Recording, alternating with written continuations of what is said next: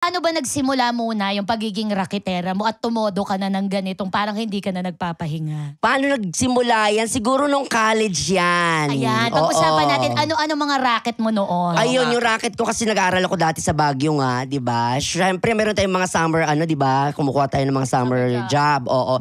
So, isa sa naging summer job ko, maging Summer waiter. salt. Yes, hindi. Maging waiter sa halap ng SLU.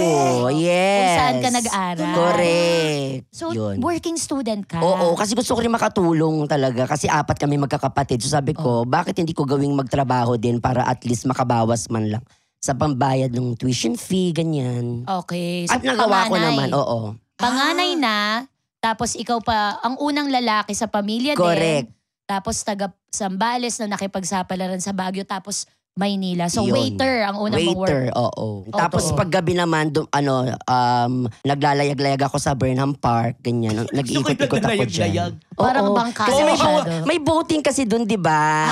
Oo. Yung may totoong swag. layag yan? Yes. Totoong oo. layag pala. Yung may Nagbo-boating pato ako. sa Oo, harapan. tapos paggaganong-ganon ka sa paa Hindi, mo. naghanap ako ng service. Sala po na naglalakad sa gabi sa Burnham pag may nakaganitong hat. Yes. Alam niyo na po ang hanap. Nagtatago ako sa mga pine trees. Tapos, pag naiilawan ka ng mga pulis, buti na naka-contact lens ka, akala niya pusa ka, meow, gumagano ka sa... Kaloka. Tapos pag hindi ka nabili, strawberry taho na lang yung offer mo.